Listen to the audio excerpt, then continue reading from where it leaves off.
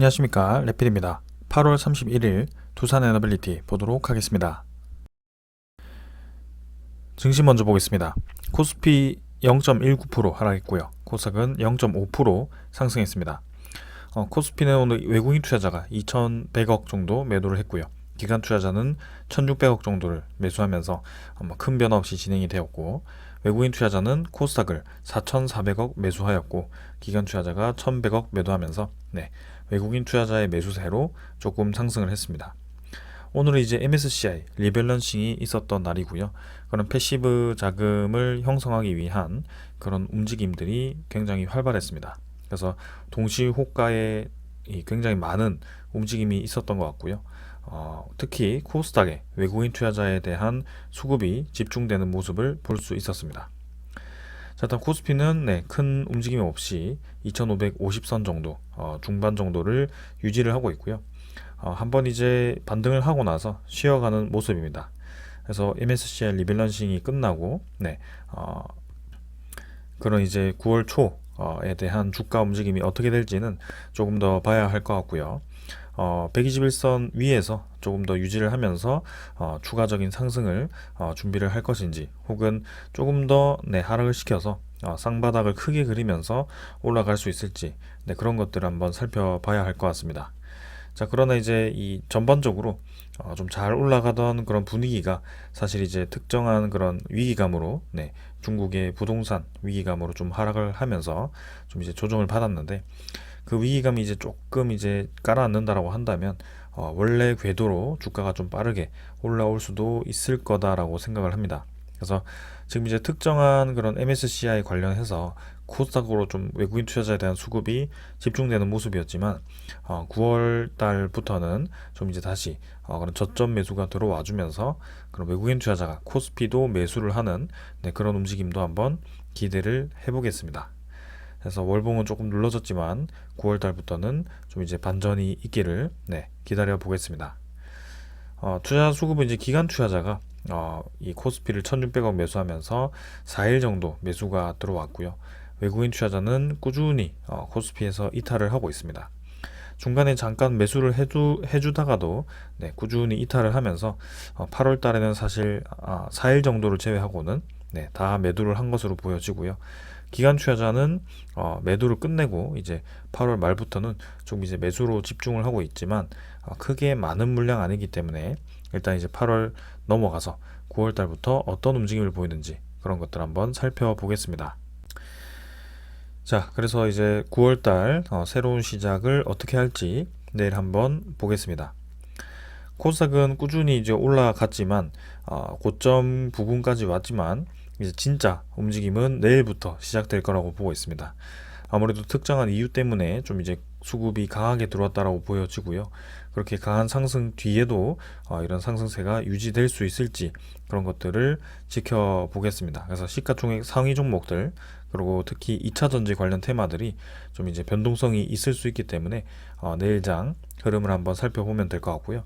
만약에 이제 수급이 좀 더 붙어서 추가적인 상승으로 진행이 된다라고 했을 때는 코스닥에 대한 강한 상승이 조금 더 예상이 됩니다. 그래서 이 전고점까지도 생각보다 빠르게 도달할 수도 있기 때문에 그런 것들을 한번 지켜보겠습니다.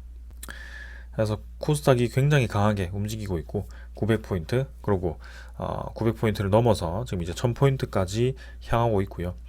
외국인 투자자는 지금 이제 4,400억 매수를 하면서 6일 연속 매수를 했습니다. 그래서 8월 21일부터는 사실상 이제 코스닥을 계속 매수를 하고 있는 모습이고요. 지금 벌써 한 1조 이상, 그죠? 1조 5천억 가까이도 매수를 한 것 같습니다. 그래서 기관 투자자는 코스피를 매수를 하고 있고 외국인 투자자는 코스닥을 집중 매수를 하면서 좀 이제 상반된 모습을 보였는데요. 내일부터 이제 9월 달이 들었을 때 어떤 움직임을 보이는지 지켜보겠습니다. 그 다음에 이제 지수 선물이고요. 선물 지표는 0.47%, 그 다음에 뭐 0.2% 정도 상승을 했는데, 일단 뭐 끝까지 한번 봐야 할 것 같고요. 분위기 자체는 뭐 나쁘지 않은 것 같습니다. 유럽 증시도 마찬가지 지금 이제 0.3% 정도 올라가고 있지만 크게 많은 양 아니지만 일단은 분위기는 계속해서 좀 이제 좋은 분위기로 이어지고 있습니다. 그래서 연일 상승함에도 불구하고 주가가 쉽게 떨어지지 않고 있고요. 네, 그런 우려감들이 해소되면서 다시 완연한 반등장으로 또 이제 진입을 하고 있습니다. 원자재 가격은 이제 국제유가가 82달러, 그 다음에 천연가스가 2.8달러를 넘어서면서 또 이제 가격대 상승이 좀 나오고 있고요. 특히 천연가스에 대한 가격대가 다시 한번 올라가고 있습니다. 그래서 최근 한 달 동안의 움직임을 보았을 때는 2.9달러까지 올라갔던 그런 이 움직임이 있었는데요. 네, 차곡차곡 다시 계단을 만들면서 올라가는데 이 천연가스가 또 얼마나 상승할지도 한번 지켜보겠습니다. 외환 시장은 오늘 뭐 큰 움직임 없고요. 1323원으로 진행이 되었고, 네, 최근에 대한 그런 움직임은 큰 변화 없이 계속 이 1300원 중반 정도, 초반 정도를 계속 유지를 하고 있습니다. 그래서 뭐 상승 밴드, 하단 밴드를 이렇게 형성해서 크게 벗어나지 않는 채로 왔다 갔다 하고 있다라고 보시면 될 것 같고, 장기적으로는 좀 이제 떨어지는 방향으로 진행이 되고 있다 라고 보여집니다. 그래서 천천히 계속해서 이 분위기를 살펴보면 되겠습니다. 10년물 국채 금리는 4.09%로 지금은 요 주변을 계속 맴돌고 있고요. 잠깐 올라갔던 그런 국채 금리가 다시 내려와서 정고점 아래에 위치를 하고 있습니다. 그래서 요 정도 수준에서 크게 벗어나지 않는다면, 지금 이제 위로 치고 나가지 않는다면 큰 문제는 없어 보이고요. 그동안 급등을 했기 때문에 국채 가격이 반등을 하면서 이 국채 금리도 좀 이제 내려가는 방향으로 진행되기를 바라면서 한번 지켜보겠습니다.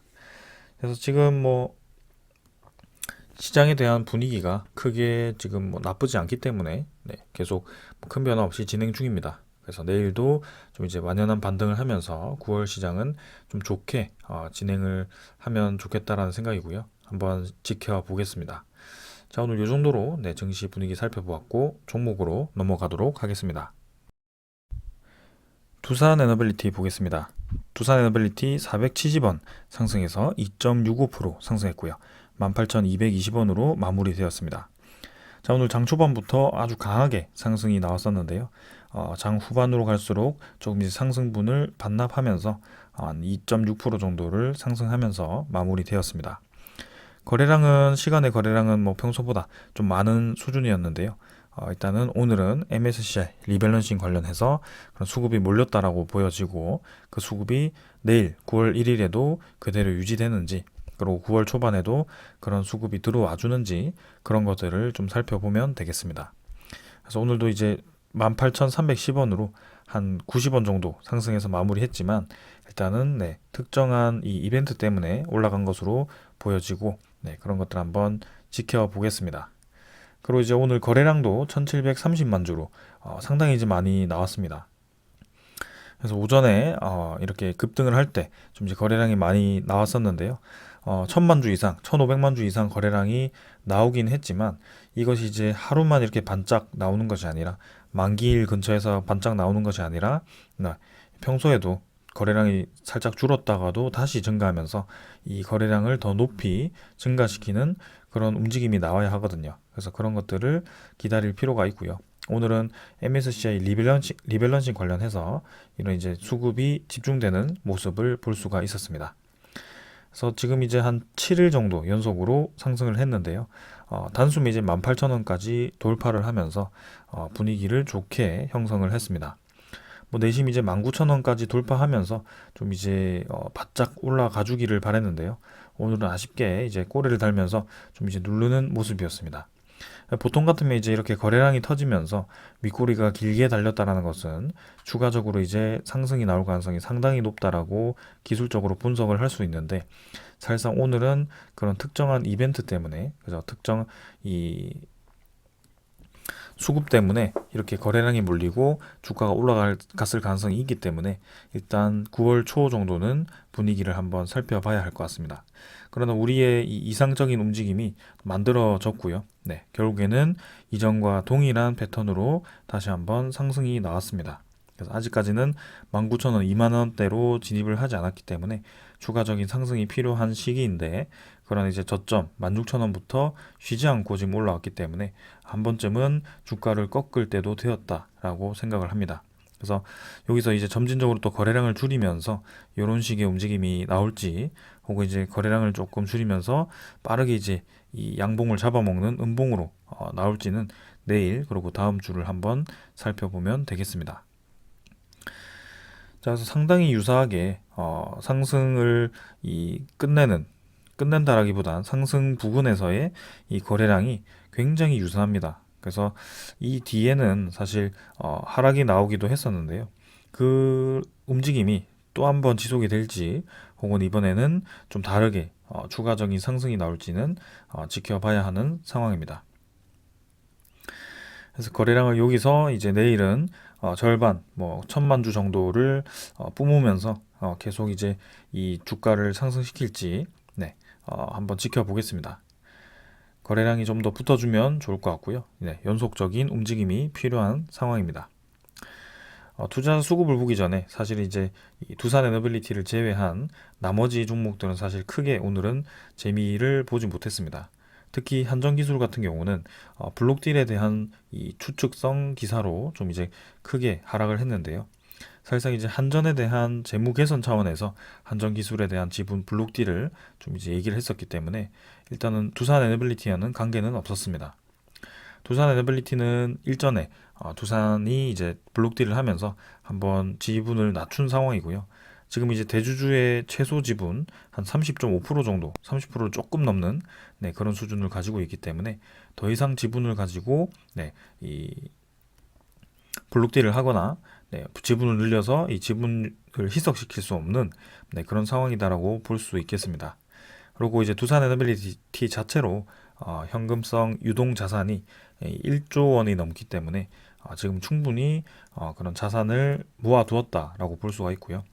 우리 주주들에게 더 이상 이제 손을 벌리지 않아도 될 정도로 많은 돈을 확보해 두었다, 이렇게 보시면 되겠습니다. 자, 그래서 일단 이 여세를 모아서 추가적인 상승을 기대를 해보고요. 일단 기다려 보겠습니다. 자, 결국에는 만기라기보다는 이제 MSCI 리밸런싱 당일까지 외국인 투자자는 바짝 매수를 하는 모습이었고요. 267만 주를 매수를 하면서 전날보다 더 많은 매수를 해주었습니다. 기관 투자자는 20만 주 정도 매수를 했고요. 그래서 역시 외국인 투자자가 이렇게 또 대량 매수를 하게 되었고, 거기에 맞게 주가가 또 올라가는 모습이 나왔습니다. 아무래도 이런 이 움직임을 보았을 때 우리가 지금까지 보았던 공매도 잔고도 대폭으로 줄었을 가능성이 크고요. 자, 9월 달부터 어떤 움직임이 나올지는 한번 천천히 살펴봐야 할 것 같습니다. 기관 투자자는 이제 금융 투자 2만 주 매수했고, 보험이 8만 2천 주, 투신이 9만 6천 주, 연기금 투자자는 오늘 매도 크게 없었습니다. 8,700주 매도했고요. 사모펀드는 10,000주 매수하면서 일단 대부분의 이 기관 투자자가 매수를 했고요. 뭐 특별하게 집중 매수를 한 수급은 없었습니다. 대신 이제 외국인 투자자가 이렇게 공격적인 매수를 하였고요. 자, 그래서 외국인 투자자가 지금 이제 지분을 이렇게 그동안 천천히 매도했던 그 물량을 대부분 메웠을 걸로 보일 만큼 지금 이제 한 5일 정도는 바짝 매수를 해주는 모습이었고요. 그 수급이 9월 1일자로부터 다시 한번 이 변화가 있을지는 살펴봐야 할 것 같습니다. 자, 그래서 투자자 수급도 일단은 오늘 특정한 이벤트 때문에 이렇게 진행이 되었다라고 보시면 될 것 같고, 중요한 것은 이제 내일, 그죠, 9월 달부터는 변화가 있을지 그런 것들을 살펴보면 되겠습니다. 공매도 잔고를 보시면, 자, 우리 예상대로 진행이 되고 있습니다. 8월 29일자로 659만 주로 진행이 되었고요. 50만 주 정도 상환이 되었습니다. 똑같은 패턴, 계속 비슷한 움직임을 만들고 있고요. 공매도 잔고도 비슷한 패턴으로, 그리고 외국인 투자자와 연결이 되어서 계속 같은 사이클로 움직이고 있습니다. 750만 주 고점을 찍고부터 결국에는 주가가 또 올라가기 시작하면서 외국인 투자자가 매수를 하기 시작하면서 공매도 잔고도 같이 줄어드는 모습을 볼 수가 있고요. 자, 8월 29일 650만 주로 마무리되었지만 8월 30일에도 대폭으로 감소했을 가능성이 크고요. 31일도 마찬가지입니다. 오늘 1 거래 22만 주로 전전날보다 훨씬 많이 늘긴 했지만, 사실 전체 거래량이 굉장히 많이 증가했기 때문에 22만 주 정도면 전체 거래량의 1% 정도의 비율입니다. 그래서 공매도 잔고가 공매도 비율이 크게 많지 않은 날이었다라고 볼 수가 있고요. 오히려 외국인 투자자가 아주 공격적으로 매수를 했기 때문에 그 물량이 이 공매도 상환으로 이어졌을 가능성이 높다라고 생각을 합니다. 그래서 한 이틀 정도의 그 공매도 잔고를 보았을 때 많이 줄어 있을 거라고 생각이 됩니다. 그 다음에 이제 대차 잔고도 한번 보겠습니다. 대차 잔고도 지금 이제 상환이 시작되었고요. 84만 주가 상환이 되었고 체결이 15만 주 되면서 한 60, 70만 주 정도가 상환이 되었습니다. 그래서 대차 잔고도 이제 1995만 주로 전날보다 줄어들었고, 이대로 이제 이 추세가 다시 감소하는 방향으로 진행되는지 그런 것들을 한번 살펴보겠습니다. 공매도 잔고와 대차 잔고 같이 줄어들고 외국인 투자자는 매수를 하고 있고, 그 외국인 투자자는 역시나 그 오늘도 외국인계를 보시면은 JP모간이 85만 주를 매수했고요. 무관서울은 8만 1000주를 매수를 했습니다. 조금 이제 저의 예상과는 다르게 움직였는데요. 모간서울이 오늘 MSCI 리밸런싱 당일에 큰 움직임이 없었다는 것이 조금 의아했습니다. 자, 그러나 뭐 최근에 계속 매수세를 몰아서 또 이렇게 팔지 않았다는 것은 괜찮다라고 보여지고요. 그런 의무 보유 수량을 맞추기 위해서 JP모건과 모간서울 그리고 이런 신한증권이 공격적인 매수를 진행한 것이 아닌가라는 생각이 듭니다. 전날도 보시면 모간서울이 60만 주, JP모간이 26만 주, 신한증권이 18만 주 매수를 했고요. 골드만삭스도 많은 매수를 했습니다. 최근 5일 동안에 누적 매수를 보시면 모간서울, JP모간, 골드만삭스, UBS 이렇게 주요 증권사들이 두산에너빌리티를 집중 매수한 것을 볼 수가 있고요. 그 이외에도 이제 오늘도 JP모간은 80만 주 이상을 매수하면서 상당히 많은 물량을 매수를 했다라고 볼 수가 있겠습니다. 그래서 이런 수급을 보고 지금 이제 추정 대비해서 당일 물량을 보더라도 이 추정 물량이 266만 주로 충분히 많았음에도 불구하고 당일 물량은 줄어들지 않고 지금 이제 267만 주가 되었고요. 전날도 197만 주로 200만 주 가까이 매수를 했는데 지금 이제 한 3, 4일 동안 한 500만 주, 600만 주를 집중적으로 외국인 투자자가 매수를 해주었습니다. 그 결과 외국인 보유율이 지금 13.8%까지 치솟았고요. 우리의 예상대로 12.7%에서 결국에는 1%를 가뿐히 이렇게 그대로 회수를 하면서 또 주가를 올린 모습입니다. 주가를 떨어뜨릴 때 13.8% 수준에서부터 12.7%까지 거의 이제 2달 가까이 주가를 꾸역꾸역 눌리면서 공매도를 조금씩 늘리면서 힘을 빼는 모습이었는데요. 단 5일, 6일 만에 그 힘 뺀 거의 고점 부근까지 주가를 밀어 올리는 그런 모습을 볼 수 있었습니다. 특정 이 기간마다, 특정 구간마다 그런 움직임이 계속 보인다라고 말씀을 드렸고요. 이번 하락에도 제가 다시 상승할 수 있었다라는 이 생각을 할 수 있다는 게 이전의 그 패턴과 상당히 유사한 수급, 상당히 유사한 패턴, 그리고 그런 기간들이 있기 때문이었습니다. 자, 그래서 이 다음이 이제 다시 한번 눌러줄 것인가 혹은 그대로 밀어 올릴 것인가가 상당히 중요할 것 같고요. 이번 하반기는 개인적으로 좀 기대되는 소식이 많고 특히 이 올라갈 종목들이 웬만한 종목들이 이제 다 올라 있는 상황입니다. 그래서 2차 전지는 이 상반기에 좀 관심을 많이 받았다면 이제는 하반기에는 좀 다른 테마로 수급이 이동할 가능성이 있는데요. 그 테마가 이 에너지 테마가 될 가능성도 충분히 있다라고 보고 있습니다. 그래서 두산에너빌리티 이번에는 조금 이제 꺾지 않고 올라가 주기를 기대해 보겠습니다. 그래서 13.8% 넘어서 14%까지 물량을 계속 늘려갈지는 이 9월 초에 한번 보면 되겠습니다. 자, 오늘 비율은 이제 공매도 비율은 1.3% 정도, 그래서 지금 3일 정도 해서 사실 1% 수준으로 계속 진행이 되고 있습니다. 그래서 그동안 꾸역꾸역 눌러오던 그 주가에서 공매도 평균가 16,000원, 17,000원 수준에서 지금 이제 결국에는 그 주가를 가뿐히 넘겨버리는 상황이었고요. 이 신한증권, JP모간이 단기간에 또 많은 물량을 확보한 상황에서 다시 국매도를 이용하면서 또 이제 주가를 눌리는 작업을 할지 아니면 이대로 계속 수급이 붙어서 올라가 줄지는 지켜보겠습니다. 자, 그래서 이 정도로 기술적인 부분 다 설명을 드렸고요. 오늘은 특정한 이벤트였기 때문에 이런 특정한 수급과 상승이 있었다. 그래서 그 뒤를 한번 보자라고 결론을 짓겠습니다.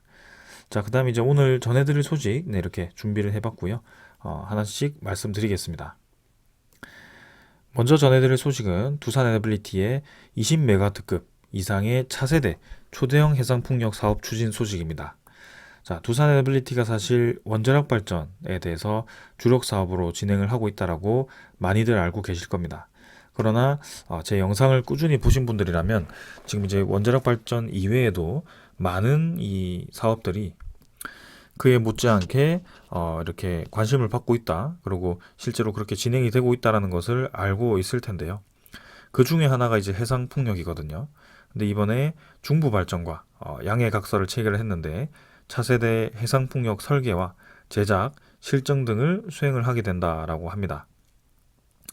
두산에너빌리티가 한국 남부발전과 초대형 해상풍력 사업을 추진을 하고요. 중부발전과 차세대 해상풍력 공동개발 및 해상풍력 사업 추진을 위한 양해각서를 체결을 했다고 합니다. 그래서 모델은 20메가와트급 이상이고요. 연구개발과 실증, 그리고 사업화 등 해상풍력 밸류체인 전반에 걸쳐서 협력을 하고, 그리고 국내 해상풍력 생태계 활성화를 위해서 대규모 상용화 단지 조성과 해외 시장 동반 진출도 함께 추진할 계획이다라고 했습니다. 지금 가장 눈에 띄는 것은 생태계 활성화를 위해서 대규모 상용화 단지 조성입니다. 그래서 사업권을 가지고 이 20메가와트급을 설치할 수 있는 그런 프로젝트를 준비하겠다는 것이고요. 그러니까 연구 개발을 했다면 이제 실증을 할 수 있는 이 지역이 있어야 되는데 이때까지 두산에너빌리티가 개발했던 그런 해상풍력 모델들은 다 그런 식으로 사업을 진행해 왔습니다. 그래서 지금 이제 최근에 개발한 8메가와트급은 이미 국제적인 인증까지 받아놓은 상황이고요. 지금 이제 전라남도 쪽에서 영광 쪽에 설치를 해서 실증을 하고 있는 상황입니다. 그래서 이제 곧 상용화가 될 것으로 보여지고요. 이 8메가와트급을 설치할 수 있는 그런 부지들은 이미 두산에너빌리티가 사업권을 몇 개 따놓고 있는 상황이기 때문에 그 사업권들이 수행이 되었을 때 두산에너빌리티의 8메가와트급 모델들이 급속도로 건설이 될 것으로 예상이 됩니다. 지금 이제 2021년부터 한국전력, 한국전력기술, 두산에너빌리티, 현대건설 등과 100메가와트 규모의 제주 한림 해상풍력단지를 건설하고 있는데요. 두산에너빌리티는 5.5메가와트급을 지금 이제 18기를 제작해서 설치하는 기자재 공급을 했고, 그 다음에 장기유지 보수 계약까지 체결을 한 상황입니다. 이제는 8메가와트급을 이제 설치를 할 예정이고요. 지금 사업권을 두 곳을 가지고 있는데 전라남도 영광 쪽에 두 곳 프로젝트를 100메가와트급 이상으로 그렇게 사업권을 가지고 있습니다. 그리고 제주 한림 해상풍력 쪽에서 또 한 번의 추가 단지 건설을 준비하고 있는데요. 거기에 두산에너빌리티 8메가와트급 해상풍력이 투입될 가능성도 충분히 있습니다. 그래서 이렇게 자체 기술로 8메가와트급을 설치할 수 있는 그런 이제 사업권이 가시권에 있다라고 보시면 될 것 같고요. 거기에 이어서 14메가와트급을 이제 이 지멘스 가메사, 그죠? 지멘스 가메사와 협력을 하게 됩니다. 이 14메가와트급은 지멘스 가메사의 주력 모델이고요. 지금 그 주력 모델을 우리나라에 설치하기 위해서 사업 부지까지 지금 봐놓은 상태입니다. 그래서 거기에 설치를 할 때 이런 두산에너빌리티와 같은 국내에서 대량으로 이제 기자재를 생산할 수 있는 기업과 협력해서 그런 것들을 조립을 하거나 그리고 설치하는, 그죠? 그런 관리까지 하는 이 기업들을 구해놓은 것 같고요. 그래서 두산에너빌리티와 지멘스 가메사가 그런 협력을 하고 있는 상황입니다. 그래서 나셀 조립을 하게 되는데요.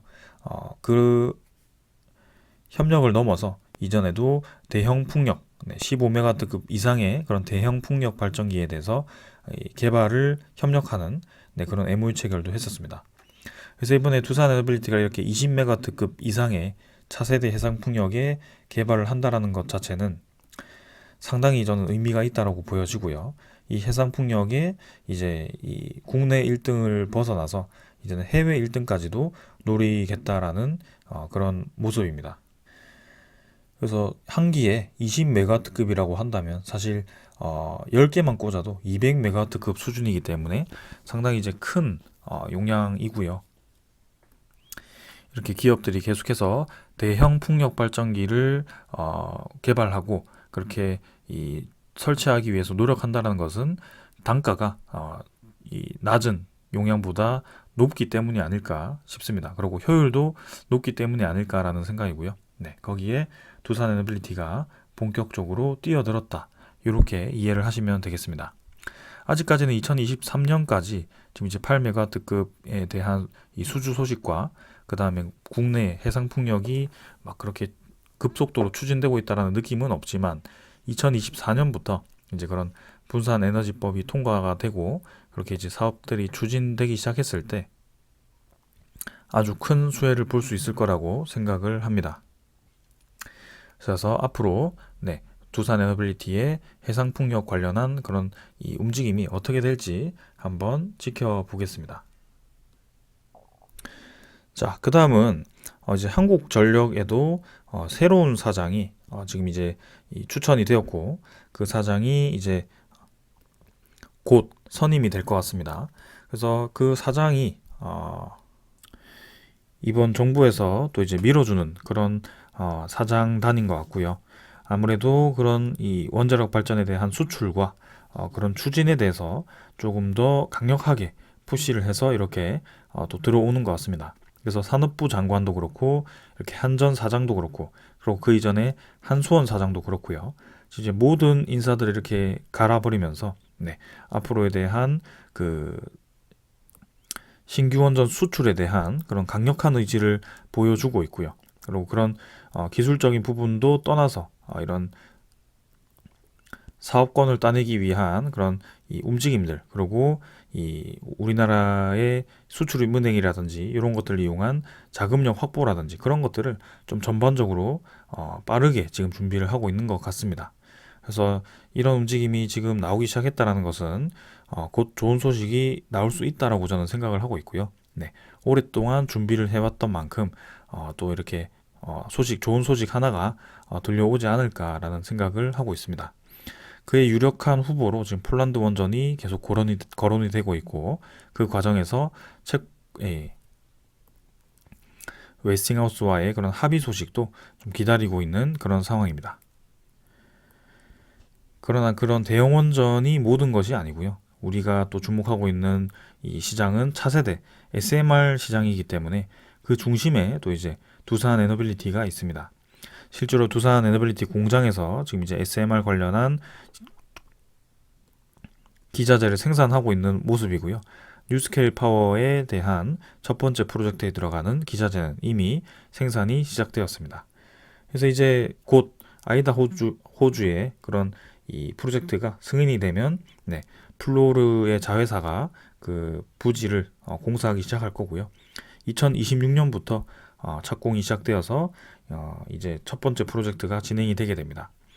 그렇게 이제 첫 번째 프로젝트가 진행이 되고 나면 그 다음 2호기, 3호기는 계속 진행이 될 거고요. 루마니아, 폴란드는 이미 수주를 거의 따놓았기 때문에 거의 계약을 확정지었기 때문에 뉴스케일 파워는 추가적으로 지금 계속 이 시장을 넓힐 수 있을 것으로 또 기대가 됩니다. 그래서 여기서는 미국의 1호가 뉴스케일 파워의 SMR로 지금 얘기가 되었고요. 2호기가 3호기가 지금 이제 거론이 되고 있는데 그 2호기는 엑스에너지가 되었습니다. 그래서 2029년에 텍사스에서 지금 이제 가동을 추진하는 만큼 지금 이제 구체적으로 계획이 설정되지는 않았지만 이 엑스에너지도 빠르게 그런 이 프로젝트에 대한 움직임이 진행될 수 있을 거라고 보고 있고요. 특히 최근에는 이제 워싱턴에도 그런 SMR에 대한 많은 건설을 또 이렇게 추진하고 있습니다. 그래서 특히 엑스에너지 같은 경우는 이 고온가스를 이용한 그런 이제 이 SMR 중에서도 차세대라고 볼 수 있는 그런 기술을 이용하는데요. 네, 헬륨 고온가스를 이용하게 되면 이 핵 폐기물도 적게 되고 그 다음에 그 열 에너지를 이용해서 또 많은 것들을 할 수 있기 때문에 상당히 기술력이 높은 안정적인 에너지원이다라고 볼 수가 있겠습니다. 엑스에너지 같은 경우는 아직까지 그런 이제 이 상장을 하지 않았고요. 그런 올 하반기에 스펙 상장을 하기 위해서 준비를 하고 있는데 그런 이제 두산 에너빌리티가 DLENC와 또 이렇게 지분 투자를 해서 기다리고 있는데 추가 지분 투자를 할지는 한번 지켜보겠습니다. 아무튼 지금 이제 이 2호기, 3호기 중에 유력한 후보가 될 것 같고요.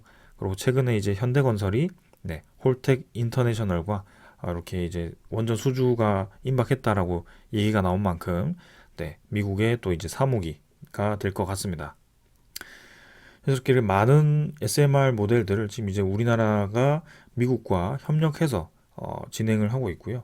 지금 소형 모듈 원전은 확실히 지금 한미 원전 협력이 되고 있습니다. 원천 기술 같은 경우 지금 이제 미국 쪽에서 다 가지고 있지만 제조 기술 같은 경우는 우리나라가 빠삭하기 때문에 지금 이제 소형 모듈 원전 같은 경우는 아주 순조롭게 진행이 되고 있고요. 대형 원전에서 이제 웨스팅하우스와 이런 한수원, 한전이 좀 이 소송을 하고 있지만 결국에는 좋게 좋게 풀어 나갈 것으로 보여집니다. 주도권 싸움이 어떻게 될지만 좀 보면 될 것 같고요. 최근에 이제 폴란드 정부가 이렇게 이 대형 원전에 대한 다음 절차를 시작한 만큼 그런 폴란드 이 정부에 대한 의지도 보이고요. 그리고 거기에 이제 웨스팅하우스가 지금 입을 꾹 다물고 있다는 것은